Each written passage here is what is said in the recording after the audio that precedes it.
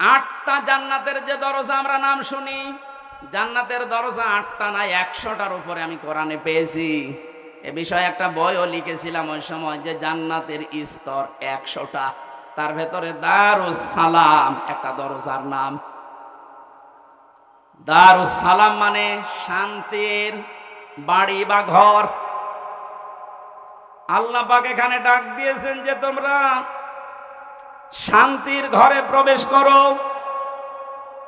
এই পৃথিবীর মানুষ যেটা উদাহরণ দিলে বসে বেশি, আমি ওইভাবে সেট করেছি। বাস্তবে আমরা দেখি একটা ঘর যদি কেউ বানাতে চায় বসবাসের জন্য, শান্তি পাওয়ার জন্য, ইসলাম শব্দটা এখানে আল্লাহ দিয়েছেন দারুস সালাম। সালাম সিলমন, এখান থেকে ইসলাম, এর শাব্দিক অর্থ হচ্ছে শান্তি। কিন্তু কেউ যদি সুখ পেতে চায়, এর আলাদা একটা আরবি শব্দ আছে রহাতুন। রহাতুন মানে সুখ। রহাতুন মানে কি? ঘরের ভেতরে মানুষ সুখ পাওয়ার জন্যই প্রবেশ করে। এই যে এখান থেকে সারাদিন সারা রাত মানুষ কর্মজীবন শেষ করে যখন বাড়িতে যায়, ঘরে প্রবেশ করার সঙ্গে সঙ্গে একটা অজানা শোক আপনাকে ঘিরে ধরে। আপনি হয়তো টের পান না, বাইরে যতক্ষণ আগে ততক্ষণ একটা আতঙ্ক কাজ করে, একটা ভয় ভয় কাজ করে। অথচ ঘরের ভেতরে 4 দেওয়াল দিয়ে যেটা আটকানো, কি আছে ওর ভেতরে, ওখানে গেলে একটা আলাদা শান্তি, ওই ভয়টা আল্লাহ যেন দূর করে দেয়। কথা বলেন ঠিক কিনা? আল্লাহ বলেন আমি এমন একটা ঘরের দিকে তোমাদেরকে ডাকছি যে ঘরে তোমরা সুখ আর শান্তি দুইটাই পেয়ে যাবে। যেহেতু আমরা এখন একটা ঘর বানাবো, ঘর বানাতে প্রথমে খুঁটি দেওয়া লাগে। কি দেওয়া লাগে? খুঁটি বা পিলার দেওয়া লাগে। আল্লাহ যে ঘর বানাতে আমাদেরকে নির্দেশ দিচ্ছে যে শান্তির ঘরে প্রবেশ করো, এই ঘর যদি 56,000 বর্গ মাইলকে আপনি বানাতে চান, তাহলে 4টা খুঁটি আল্লাহর কাছ থেকে নেওয়া লাগবে। এই খুঁটিগুলো যদি কেউ ভারত থেকে নেয়, বিপদে পড়বে। ওরা এখন বিপদে আছে। কথা বলেন না কেন? ওরা বহু চেষ্টা চালিয়েছিল ওই সময় পাকিস্তান থেকে আমাদের এই চেষ্টাকে ভাগ করার জন্য। ওরা যেমন সাহায্য করেছে 7 সিস্টারের মাধ্যমে ওদের দেশকে ভাগ করার জন্য, আমরাও সাহায্য করব। চালান আমরা শোধ দিয়ে দেব। আপনি যা করিয়েছেন আমরা ওইটাই করব। আপনারা ওই সময় ভাগ করে যদি আমাদের বন্ধু হয়ে যান, আমরাও কথা বলছেন। শুরু হয়ে গেছে অলরেডি। আলাদা পতাকা বানিয়ে উড়িয়ে দিয়েছে মণিপুরে। খেলা হবে না, খেলা আরম্ভ হয়ে গেছে। আপনারা যেমন আমাদের এতদিন বলেন আমরা বন্ধু, কারণ আপনাদের সেই পাকিস্তান আর এই বাংলাদেশ মাঝখানে ছিলাম, আমরা আলাদা করে দিয়েছি, এই জন্য আমরা আপনার বন্ধু। আমরাও পাশে তো দেখলাম ডক্টর ইউনূস প্রথমে এই ঘোষণা দিয়েছিল, এদেশকে অশান্ত করার জন্য যদি চেষ্টা চালান 7 সিস্টার থাকবে না। মানে যদি নাও করে, ওনার পেছনে যে দেওয়াল আছে তারা হয়তো একটু কাঁটি নাড়াচ্ছে। আন্তর্জাতিক যে বিষয়গুলো আমি এখানে বলতে চাচ্ছি না। যাই হোক, আমি এতটুকু টাচ দিলাম, ওরা আমাদেরকে পাকিস্তান থেকে আলাদা করে যদি ওরা বন্ধু হয়, ওদেরকে আমরা এই 7 সিস্টার 7টা অংশে ভাগ করে বন্ধু হব। আমরা তো ওরা একটা করেছিল, আমরা 7টা করে দিচ্ছি। আমরা আরো বড় বন্ধু না?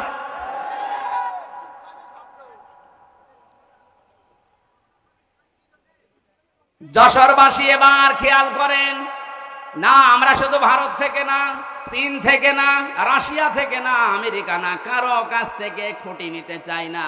আল্লাহ যে খুঁটি দিয়েছে শান্তির ঘর বানাতে, আমরা ওই খুঁটি নেব। আমার কথার অর্থ বোঝার চেষ্টা করেন, খুব খেয়াল করে শুনবেন। আমি কোরআনে কারীম থেকে পেয়েছি, 1 নম্বরে আল্লাহ পাক বুনিয়াল ইসলাম আলা খামসিন শাহাদাতি আল্লাহ ইলাহা ইল্লাল্লাহ। এই যে হাদিসটার ভেতরে 5টা বিষয় আছে, তার 4টা খুঁটি আমি সেট করেছি। নামাজ, রোজা, হজ আর যাকাত, এই 4টা খুঁটি মজবুত ভাবে গেড়ে দেওয়া লাগবে। খুঁটি থাকলে হয় না, ঘরকে শান্তির ঘর বানাতে হলে বেড়া দেওয়া লাগে। কথা বলেন না কেন? কোরআনে কারিম থেকে আমি বেড়া বের করেছি 4টা। 1 নম্বরে বেড়া, 1 নম্বরে বেড়ার নাম হচ্ছে রাজনীতির বেড়া। এটা যেহেতু চলছে এখন দেশে, এটা পরিষ্কার করা লাগবে।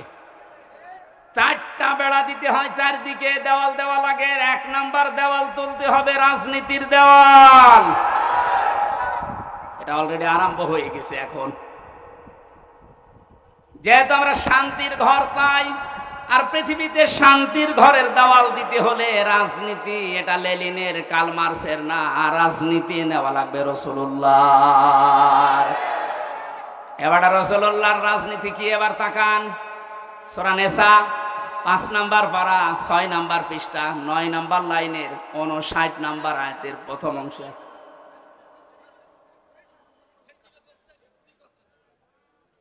শেষ করে দেব না? ওই লোকটাকে তুলে আমার চেয়ারে বসিয়ে।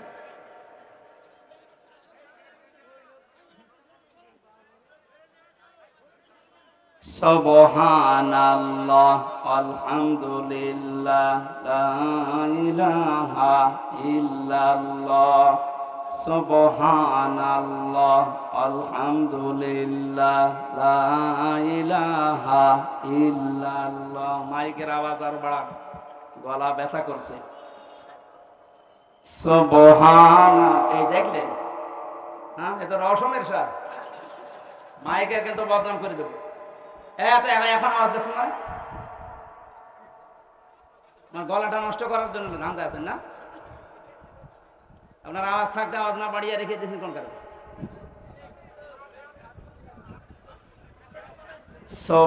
সুবহানাল্লাহ আলহামদুলিল্লাহ লা ইলাহা ইল্লাল্লাহ।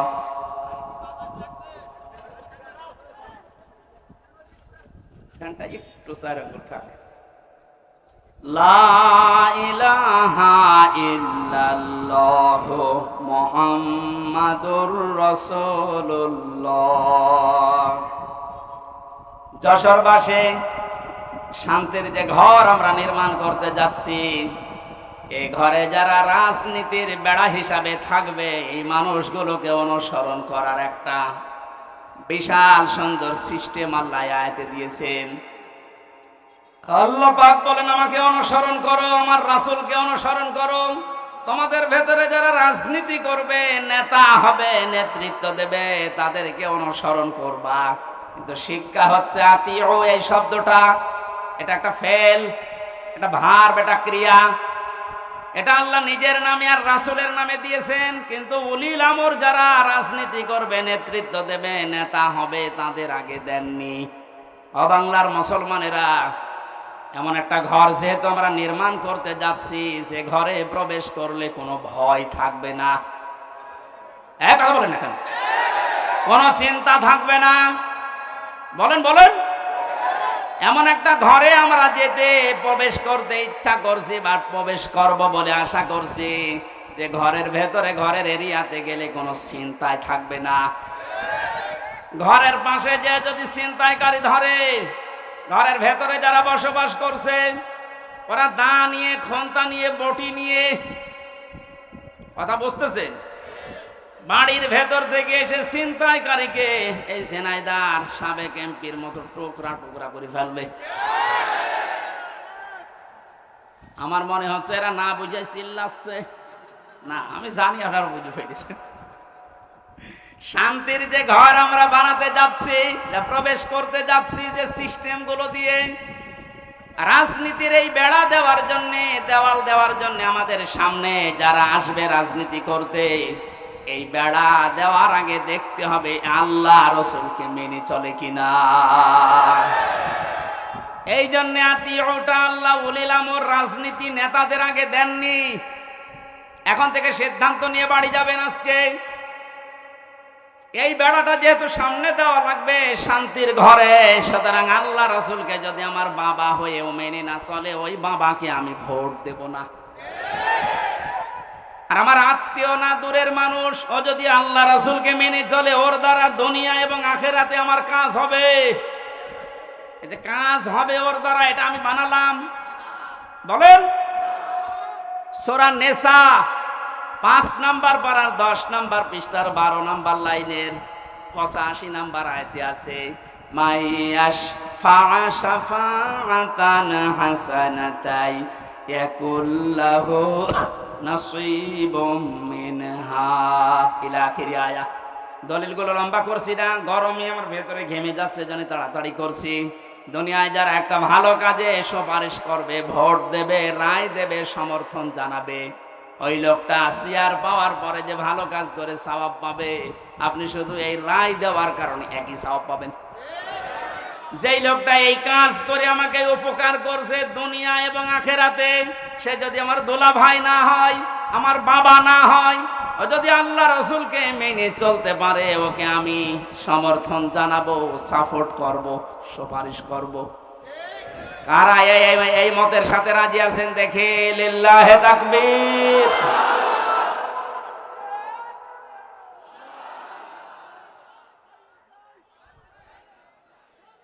এই কথা বোঝার চেষ্টা করে। আমি এখন যেটা বললাম এটা তো রাজনীতি হয়ে গেল না? না, এটা যদি রাজনীতি মনে হয় তাহলে সূরা নিসার 59 নাম্বার আয়াত কেটে আপনি বাদ দিয়ে দেবেন। আমি ব্যাখ্যায় এইভাবেই পড়েছি, মারিফুল কোরআন নিয়ে আসেন, ওখানে ভয়ঙ্কর ট লেখা আছে। আমানাত বহু বচন, এই শব্দের ব্যাখ্যায় ভোট, রায়, সমর্থন, সুপারিশ এগুলো লেখা আছে। এখন আপনি তাফসীর মাহফিল লিখে দিয়েছেন, আমি শব্দের ব্যাখ্যায় যদি ওই শব্দগুলো না বলি, শুধু আমানত বলি, আপনি তো বুঝবেন না। আর আপনি যদি বোঝেনও না, বোঝার ভান করে থাকবেন। এখন আর ভান করার অভ্যাস আছে না, 5 তারিখের আগে ছিল। এখন আর ভান করার অভ্যাস নেই, যা পড়ি ওইটাই বলি ইনশাআল্লাহ। আগে তো এই যশোরে যাওয়ার জন্য সে কুষ্টিয়া ঘুরে আসতাম, এখন একেবারে সরাসরি চোরামন কাঠি দিয়ে উঠবো। রাজনীতির বেড়াটা ঠিক করবেন আশা করছি। 2 নম্বরে বেড়ার নাম পেয়েছি আমি সমাজনীতি, 3 নম্বরে পরিবার নীতি, 4 নম্বরে আন্তর্জাতিক যে নীতিটা আছে এইটা। এবার আমি 3টা বেড়ার কথা বললাম। পারিবারিক নীতির যে বেড়া, আমি ব্যাখ্যায় যাব। আর কয়েকটা জিনিস লাগে ঘর বানাতে। আমরা দেখি শুধু বেড়া দিলে ঘর হবে না, ছাউনি দেওয়া লাগবে, চাল দেওয়া লাগবে, ছাদ দেওয়া লাগবে। গ্রাম্য মানুষ যারা ঘর বানায়, 4 চালা ঘর, এদিকে একটা, এদিকে একটা, ওইদিকে একটা, এইদিকে একটা, চাল লাগে কয়টা? আমি কোরআনে কারিম থেকে 4টা চাল বানিয়েছি। 1 নম্বরে ইমানের চাল। যদি কেউ শুধু ছাদ দিতে চায়, পুরা ইমানটা দিয়ে ঢেকে দিলেই সম্ভব, আর অসুবিধা নেই। যদি 4টা চাল কেউ দিতে চায়, কোরআন জানিয়েছে সৎকর্মের চাল দেওয়া লাগবে, যুদ্ধনীতির চাল দেওয়া লাগবে, সমাজনীতির চাল দেওয়া লাগবে।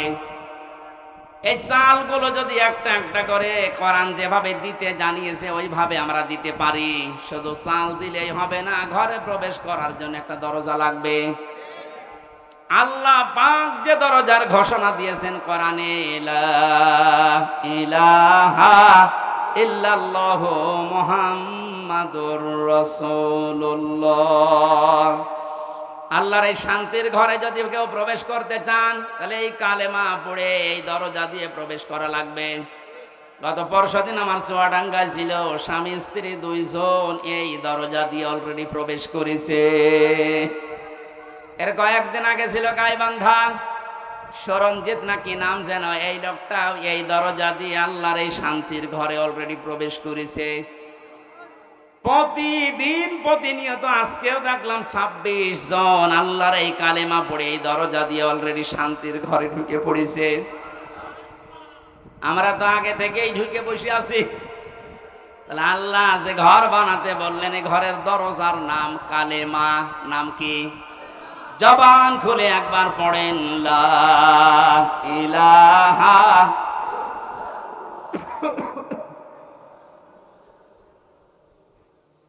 ঘরে এবার প্রবেশ করছি যারা, এ ঘরে প্রবেশ করতে হলে আংশিক পা দিয়ে আর 1 পা বের করে রেখেছি, শান্তিতে থাকতে পারবেন। দরজা দেওয়া লাগবে না। বলেন, দরজা যদি কেউ দিতে চায়, কোরআনে কারীম জানাচ্ছে ইয়া আইয়ুহাল্লাযীনা আমানু দুখুলু ফিস-সিলমি কাফা। সূরা বাকারা 208 নম্বর আয়াতের প্রথম অংশে আছে, ও হে ঈমানদারেরা, তোমরা যদি সত্যি শান্তি পেতে চাও, আমি যে ঘর দিলাম ইসলামের, এখানে আংশিক প্রবেশ করবা না, পুরাপুরি প্রবেশ করো। জোরে বলেন আল্লাহু আকবার। ঘরে প্রবেশ করে যদি দেখেন জ্বালানা নেই, থাকতে পারবেন? আরামে ঘুমাবেন, দরজা বন্ধ, জ্বালানা দিয়ে চুরি হয়ে যাবে। আল্লাহ পাক এজন্য জানিয়েছেন এই ঘর শান্তিময় রাখতে হলে আগে জ্বালানা ঠিক করো। আমরা পুরো ঘরের 2টা 3টা 4টা পর্যন্ত জ্বালানা দেখি। কোরআনে কারীম থেকে আমি জ্বালানা পেয়েছি, এদিক থেকে বাতাস ঢুকবে, ওই দিকে বের হয়ে যাবে। 2টা, একটা মুআমালাত আর একটা মুআশারাত। আমিরে জামাত ডাক্তার শফিকুর রহমান যেটা এখন অলরেডি আরম্ভ করেছে, এই কথা বলছেন, শান্তির এই ঘরে থাকতে হলে জ্বালানা লাগবে। আর একটা দিলে হবে না, একটা জ্বালানা দিলে বাতাস একদিকে প্রবেশ করে দম বন্ধ হয়ে যাবে। এটা যেন বের হতে চাই, এই জন্যে আমাদের মুআমালাত মুআশারাত ঠিক করা লাগবে। উনি ভারতকে জানিয়েছেন আপনাদেরকে আমরা বন্ধু হিসাবে পেতে চাই। চীনের রাষ্ট্রদূত সেদিন যে প্রশংসা করেছেন, জালেমরা তো নেই, অনেক মুনাফিক এখন চলে যাচ্ছে। কত বিচক্ষণ লোক আপনি জানেন। আমি ছিলাম তার সাথে 4 দিন, বাস্তবতা দেখেছি। লোকটারে মাথা না, এটা একটা ম্যাগনেট। আপনি 20 বছর পরে যেটা বুঝবেন, আল্লাহ ওনাকে 20 বছর আগে ওইটা বোঝার মতো তৌফিক দিয়ে দিয়েছেন। ওনার যে স্যাক্রিফাইস, ওনার যে বিচক্ষণতা, যে তাওয়াক্কুল ভেতরে আছে, আর যে ইখলাস নিয়ে উনি কাজ করে, আমার আল্লাহ মনে হয় এই কারণে ওনাকে আস্তে আস্তে তুলে দিচ্ছে। আপনি যত ষড়যন্ত্র করেন রুখতে পারবেন না। ওনার প্রতিটি পদক্ষেপ আমার মনে হয় তাহাজ্জুদের নামাজ পড়ে সিদ্ধান্ত নিয়ে তারপরে করেন। জেলখানায় যতদিন আমি দেখেছি, আমার তো সেজদা ছিল 2 মিনিট 2.5 মিনিট, আর ওনার সেজদা ছিল 1 ঘন্টা 1.5 ঘন্টা। উনি সেজদায় এসে মনে হয় কাঁদতেন যে আল্লাহ আমাকে আরো ছেলে মেয়ে বেশি দাও, আমার সম্পদ আরো বাড়িয়ে দাও। কি করেছে 1 ঘন্টা 1.5 ঘন্টা সেজদায় বসে বসে। এমন এমন কিছু উনি এই যে বছরের পর বছর জেল খাটার মাধ্যমে চেয়েছিলেন, আমার আল্লাহ ওই চাওয়াগুলো জিনিস এখন আস্তে আস্তে ওনাকে দিয়ে দিচ্ছে। জালেমরা বিদায় নিয়েছে, মুনাফিকদেরকে বলবো আপনি থামেন, পারবেন না। কারণ ওনার যে মুআমালাত, ওনার যে মুআশারাত, যে বিচক্ষণতা।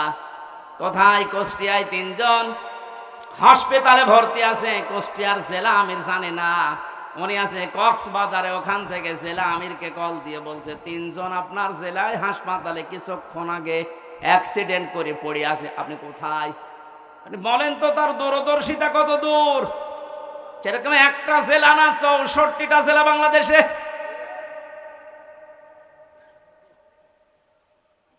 শুধুমাত্র জ্বালানা দিলেই হবে না, আন্তর্জাতিক যে জ্বালানোগুলো আছে উনি ঠিক করার জন্য চেষ্টা চালাচ্ছে। আল্লাহ যেন ওনাকে নিজের কুদরত দিয়ে পরিচালিত করেন, বলেন আমিন। শুধু জ্বালানা থাকলেও ঘর ঠিক থাকে না, ভেন্টিলেটর লাগে। কথা বলছেন এখন? ভেন্টিলেটর লাগবে না আলো বাতাস প্রবেশ করার জন্য, ডিশের তার লাগানো লাগবে না, বিদ্যুতের তার লাগানো লাগবে, ওয়াইফাই তার লাগাবেন, নয়তো আপনি আন্তর্জাতিক বিশ্ব নিয়ে খেলবেন কি করে, জানবেন কি করে। এই জন্য ভেন্টিলেটর লাগবে কমপক্ষে 2টা 4টা। আল্লাহ রাব্বুল আলামিন কোরআনে কারিমে এমন সুন্দর সুন্দর ভেন্টিলেটর দিয়েছেন। সূরা আলে ইমরানের 85 নম্বর আয়াতে আছে, সূরা আলে ইমরানের 83 নম্বর আয়াতে আছে, সূরা আলে ইমরানের 19 নম্বর আয়াতে আছে। সুবহানাল্লাহ বলতে পারেন নাই? আমার গলা ব্যথা করছে, এই জন্য দলিলগুলো শুধু নাম বলছি। এভাবে যদি ঘর আমরা একটার পরে একটা পয়েন্টে যে সাজালাম, এগুলো একটা করে এখন ব্যাখ্যা আরম্ভ করব। আমার যে প্রথম ঘরের খুঁটির পরে যে চাল আমরা দিয়েছিলাম, নামাজের ব্যাখ্যা, রোজার ব্যাখ্যা, হজের ব্যাখ্যা, জাকাতের ব্যাখ্যা, একটা একটা করে খুঁটির ব্যাখ্যা দিলে এরকম 4 দিন লাগবে। আপনারা এগুলো সব কম বেশি জানেন, এই জন্য এই খুঁটিগুলো আমার বলার দরকার নেই। কয়েকটা চালের কথা, কয়েকটা বেড়ার কথা, দেওয়ালের কথা আমি বলছিলাম, তার ভেতরে একটা রাজনীতির বেড়া আমরা ঠিক করব তো ইনশাল্লাহ। বাস্তবে যে দেখবেন আল্লাহ রাসূলকে মানি না, ও আমার পীর হলেও ওরে মানি না, আমার বাবা হলেও মানি না, আমার ভাই হলেও মানি না। আল্লাহ রাসূলকে মেনে চলে ও যদি এখানে বাড়ি না, আমার আত্মীয় না, কারণ এই বেড়া আমার দেওয়া লাগবে। এরপরের বেড়ার নাম পারিবারিক জীবনের বেড়া। এ বেড়ায় হাজারো মানুষের আমাদের ঠিক নেই, এখানে অনেক আলেম পর্যন্ত আছে, আমি বাস্তবে দেখেছি তাদেরও পরিবারে খাস পর্দা হয় না। আমি শপথ নেওয়ার জন্য গত 8 তারিখে 8 দিন আগে আমিরে জামাত এসেছিল কুষ্টিয়ায়, আমার ডেট ছিল ওই দিন। 120টার উপরে আমার প্রশ্ন করেছি পারিবারিক জীবন নিয়ে, যে প্রশ্নগুলো ছিল প্রায় 17-18টা। সারা দেশে আমি ওয়াজ করে বেড়াচ্ছি, সারা দেশে আমি ঘর চেয়ে বেড়াই, অথচ আমার ঘরে টিন নেই। আমারে যেগুলো প্রশ্ন করেছে মিথ্যা তো বলা যাবে না, বাস্তবে একেবারে সত্য সত্য মিলিয়ে দেখলাম না, মিলছে না। রকম মানে যে খুঁটি নির্ভর করা যায় এমন জিনিস, সেটা আসলে আমারে হয়নি। পারিবারিক জীবনের যে আসল খাস পর্দা, ওটা 100 ভাগ এখনো আমার আসেনি। আমারে বলছে হবে না, দিন পাল্টিয়ে দিলাম, আবার 9 দিন পেছিয়ে দিয়েছে। আমার মতো একটা নাম করা হুজুরের যদি এই অবস্থা, বাকিগুলো আল্লাহ জানে। আমাদের পারিবারিক জীবনের যে পর্দাটা, এটা অনেকে নফল মনে করে, অনেকে গুরুত্বই দিতে চায় না। আজকে আমি এখানে আসার পরে যে বাড়িতে বসেছিলাম, বাড়িওয়ালা তার বউ, মেয়ে, বেটার বউ সব নিয়ে আসতেছে, হুজুর দেখবে। এইটা তো হালকা জায়েজ আছে। হ্যাঁ, মেয়েদের পর্দা পারিবারিক জীবনে যে ফরজ, এটা অনেকে জানেই না।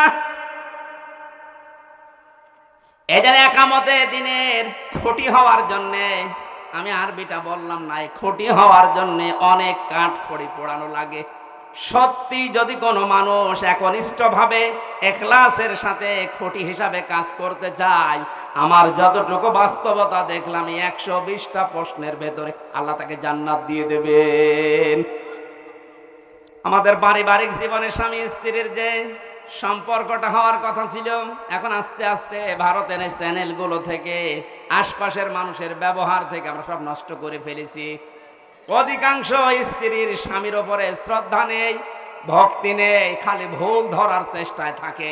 এরকম বউ নেই? আরো আসতে বলেন। এ পৃথিবীতে যত খারাপ স্বামী হোক, ফেরাউনের মতো এত খারাপ স্বামী কারো কপালে জুটেছে? নিজের স্ত্রীর হাতে ব্রেক লাগিয়েছে, পায়ের ভেতরে ব্রেক লাগিয়েছে, কপালের ভেতরে শলাকা দিয়েছে, মাথার উপরে গরম তেল ঢেলে দিচ্ছে। হযরতে জিবরাইলকে আল্লাহ বললেন, জান্নাতটা নিয়ে ধরো আমার এই বান্দির সামনে। হযরতে আসিয়া জান্নাত দেখার পরে বলতে পারতেন, আল্লাহ তুমি আমার মরণ দিয়ে জান্নাতে প্রবেশ করাও। তিনি বলেননি।